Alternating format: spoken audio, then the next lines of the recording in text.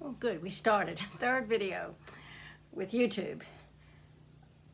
This one I'll call the harms of punishment.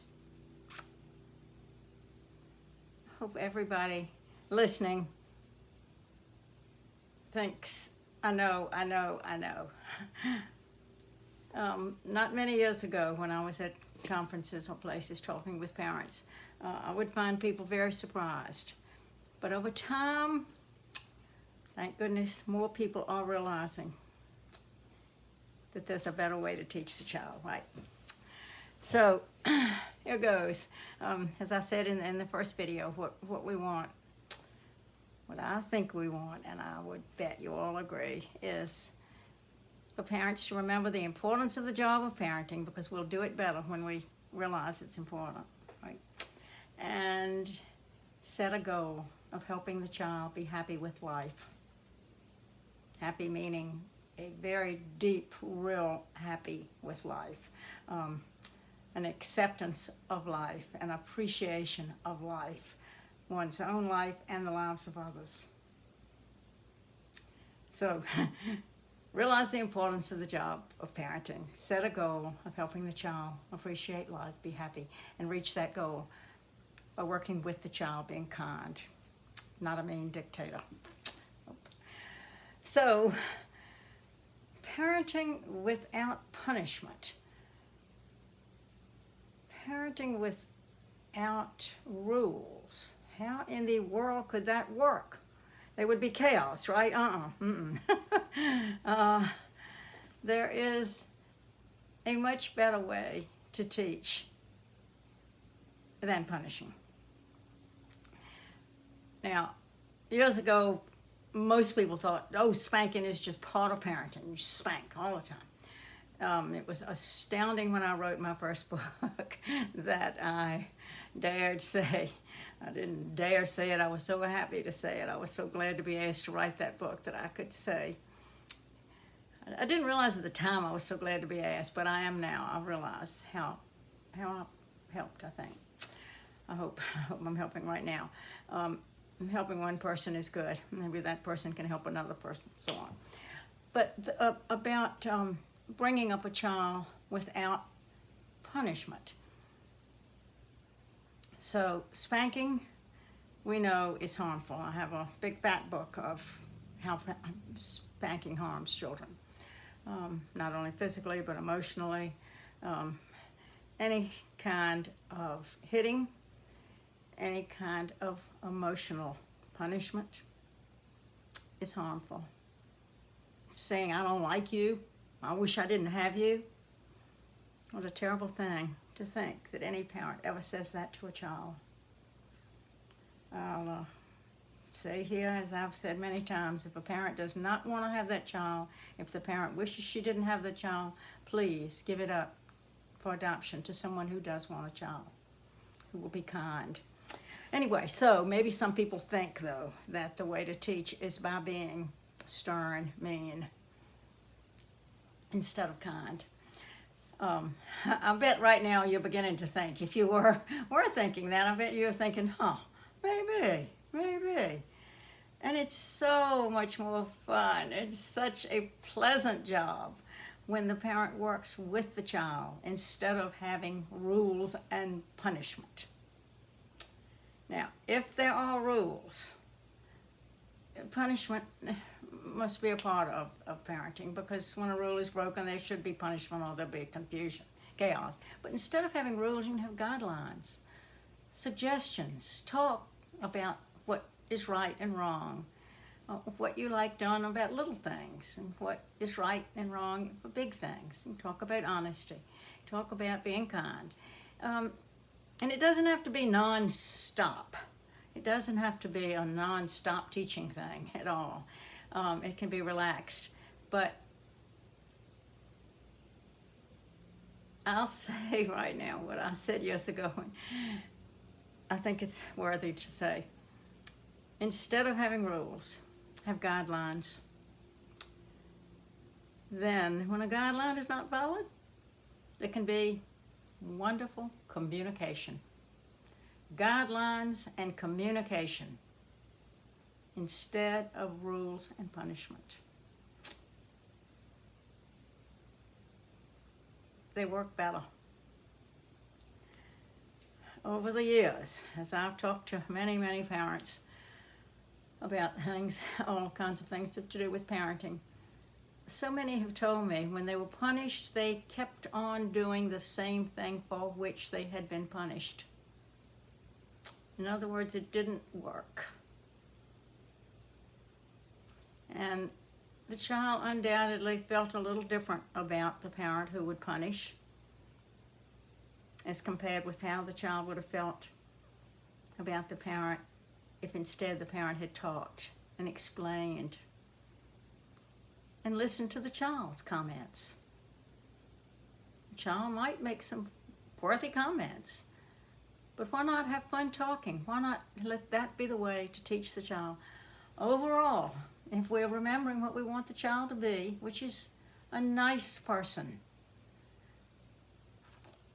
The word strong keeps coming to me from the woman I heard screaming at her child, and me trying to insert the word kindness, and then she screamed at me about wanting her child to be strong. But she said it with words that I've never said out loud. She said it to me in front of the child. And what she doesn't know, or she'd learned by now, maybe she'll be listening to this, I hope, is thinking about what strong means. I'd say strong is appreciating life, realizing that there are things that happen in life that may not be exactly what one chooses.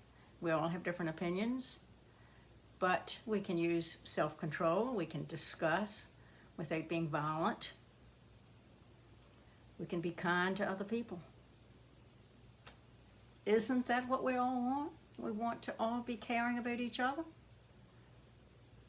And a parent who continually punishes the child is very likely to not have a child who grows up happy enough inside himself or self.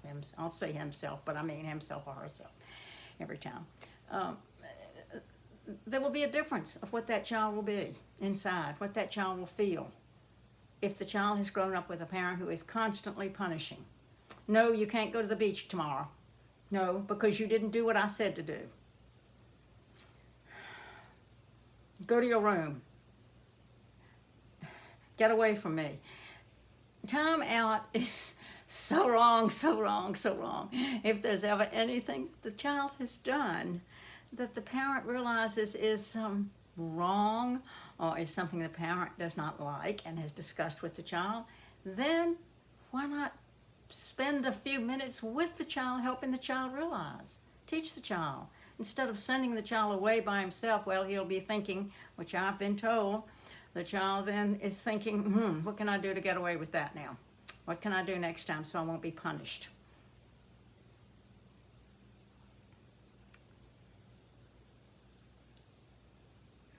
Even moving along from a little baby being punished, a little toddler being punished, or as a teenager being punished, it's so silly, it's so silly. Communication works. Replace rules and punishment with guidelines and communication. Moving along from the early years, thinking about later when the child is, say, a teenager and going out to a party with friends, or some gathering with friends.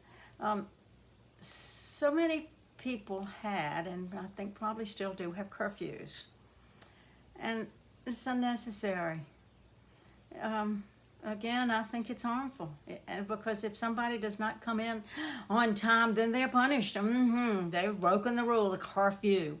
Instead, why not discuss with the child what time the child would like to be home? Why not do that? Discuss and say, all right, so you think this will just be half hour or something. You'll be home by 8:30. And the child will say, probably, or maybe, by 8:30. And what we said, my husband and I would say, well, if it's not going to be around 8:30, like within 15 minutes of 8:30, will you give us a phone call? And then we won't be worried about you.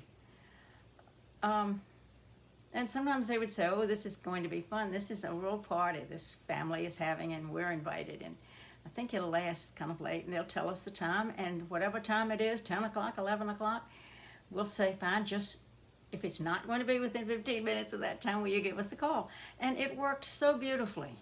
And the children had fun and loved their friends, and their friends loved them. And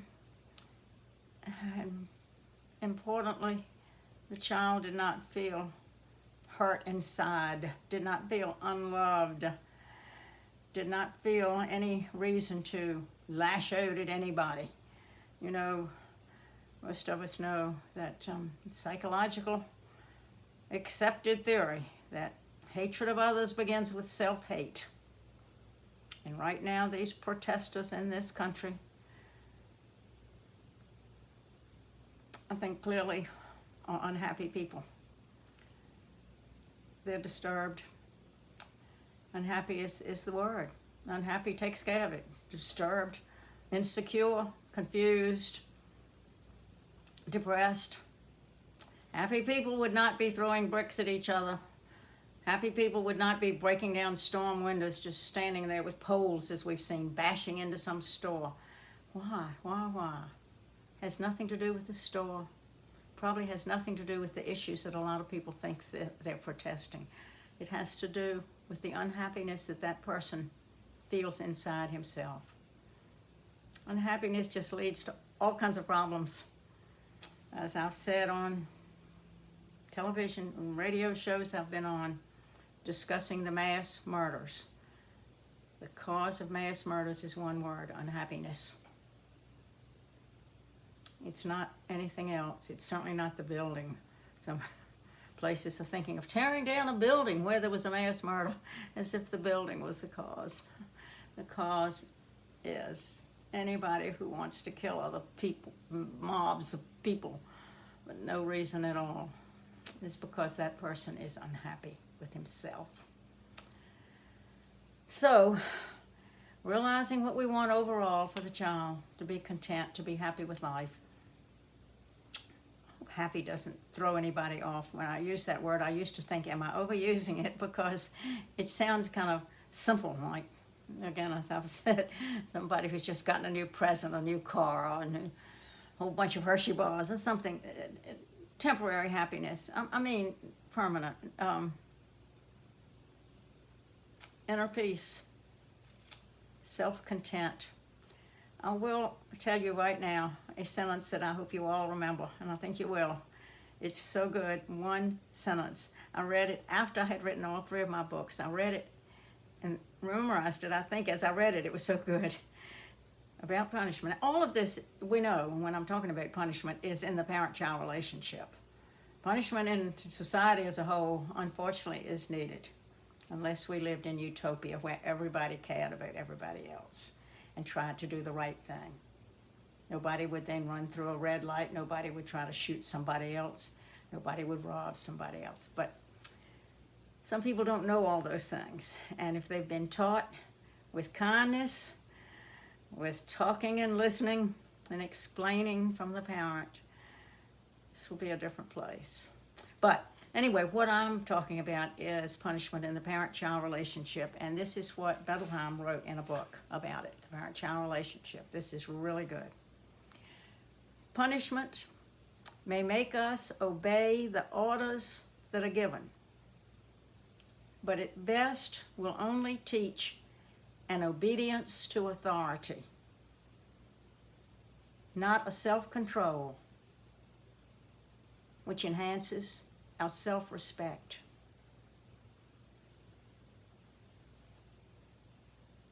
Doesn't that say it? We want our children to have self-respect. We don't want them to think they're not worthy. And if a child is yelled at, made unhappy in every way the parent can think, just because the child has not done something the parent didn't want the child to do, or sometimes the parent had never discussed it before and still punishes the child.